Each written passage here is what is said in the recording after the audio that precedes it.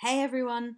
So, I'd actually planned to do a video today all about how to start recovery. And I thought, right, I'm going to do it on Wednesday. I'm not working, that's great. Haven't got too much studying to do. Perfect, going to do it. And it just so happens that Tabitha Farrar, who I'm sure the majority of you have heard of, has literally either yesterday or today or really recently done a video on exactly that topic. And it's perfect. It is absolutely exactly what I was going to say. Like, she's a lot more concise than I am, but she's spot on. The whole video, I suggest you go and watch it. Right now, go and watch it. But generally, as a gist, and what I was going to say is there is no magic process. There's no, right, I'm going to tell you this, and then in these 5 steps, you'll suddenly be able to do recovery. There isn't anything. In order to start recovery, you just start eating. You go right here, right now, take yourself to the kitchen, open the cupboards, and you eat. You eat food. And you embrace the fact your brain is going to be going, oh, but then what is this and how is it? And let's justify it. And then, okay, but if you're having this now, then that is lunch, and your brain's going to do that. It's going to do that. Eating disorders are gloriously predictable. It's going to do that. But just because that's happening doesn't have to change what you're choosing to do, because you're choosing to action recovery. So basically, her video was absolutely spot on 100%. And so I kind of thought, well, I don't really need to do a video now, but I just wanted to add an extra little bit. And that is that at the end of the day, you might listen to her video and it sounds so simple. And you think, I can't do it. You think, for some reason, I just can't seem to do it. And it can feel really, really frustrating. You think, oh, I'm so close, and I read more and I watch these videos and I just get there and I just can't seem to do it. And the thing is, is so hard to word, but you're never going to feel like you can do it.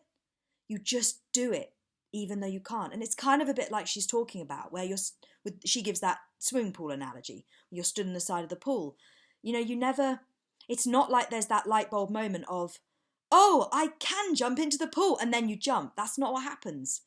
You're stood on the side and you just suddenly, out of nowhere, kind of go, fuck it, I'm just going to, and you just do. And then you splash and you land and you come to the top and you're spluttering, and then you're like, I did it. That's it. Stop waiting for the I can do it moment. Just take yourself there. Just go right now. Stop watching recovery content. Stop consuming recovery content and start consuming food. I can't stress enough, and I get it. I did it a lot, watching videos, reading books, reaching out to people, asking questions, all these things. I get it. But the reality is, you know everything about recovery. You know more about recovery and eating disorders than most people who study them in great detail for their entire lives academically. Like, you know everything. You know it all. Your problem is not knowledge. Not at all. Not by a mile.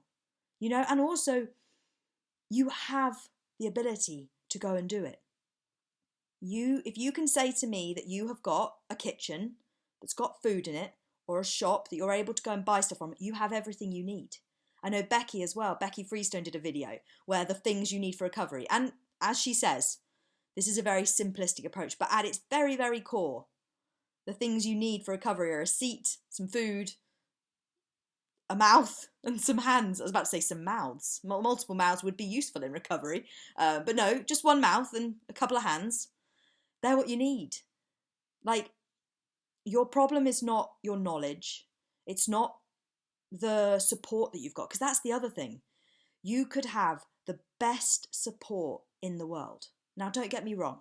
Having people around you that get it and that can offer you encouragement and support, and certainly people around you who are not making it harder, is very, very helpful. But even with the best support network in the world, you still have to do it for yourself. You still have to be the one that gets up, goes to the kitchen, gets out that pizza, whacks it in the oven, grabs a bag of crisps, eats the crisps while the pizza's cooking, then some biscuits, and then you eat the pizza, and then you think, well, that's just dropped into a bottomless pit of nothing.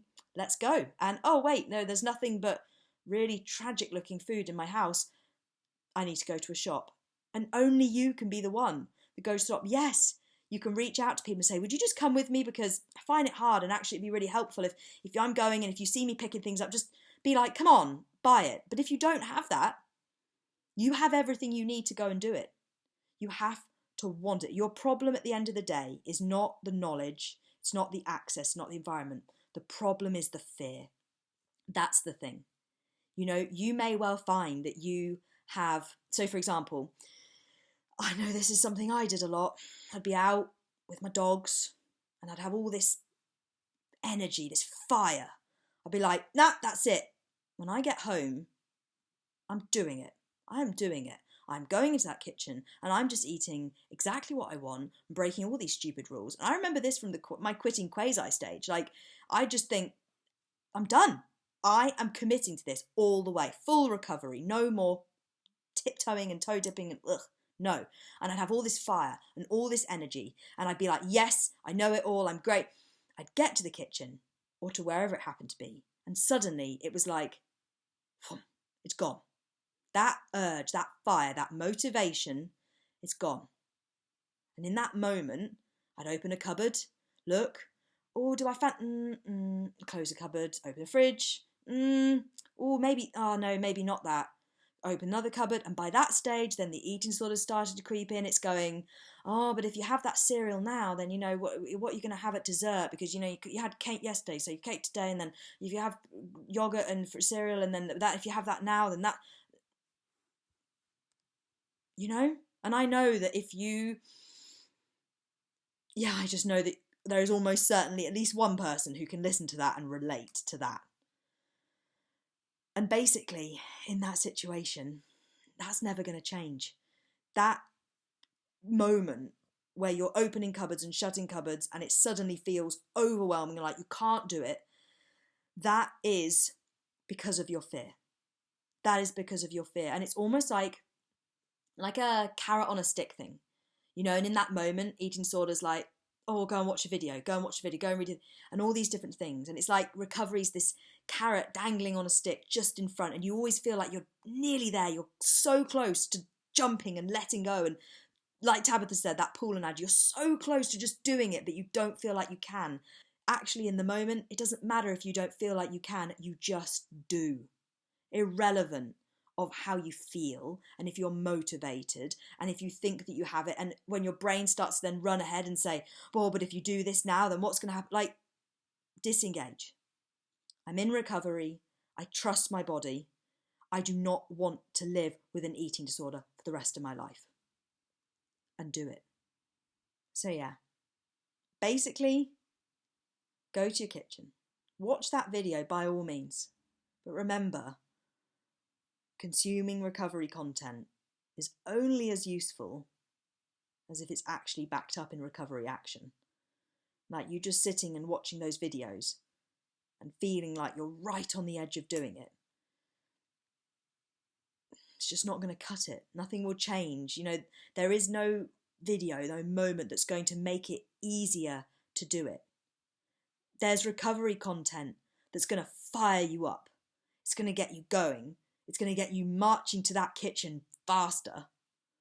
But nothing is going to make it easier when you actually get to the point of doing it to take that leap. And even if you feel like you can't, you just do it. You don't wait to feel like you can jump in. You just jump in. You take that chance. You do that thing because you know deep down inside you, something had you marching to that kitchen. Something inside you got you up from wherever you were and had you marched into that kitchen with determination. And even if that has all flown out the window, even if the very contemplation of that person is a distant memory, that is you. That is you. And so in that moment where you suddenly think, oh no, it's irrelevant, because you can. You can. And even if you don't think you can, you can. Because doing it is the can, and you can do it. I feel like I've said a lot of cans and do's. So yeah. Anyway, lovely to speak to you. I really, really recommend that you give Tabitha's video a watch. It's very, very good. And yeah, speak soon.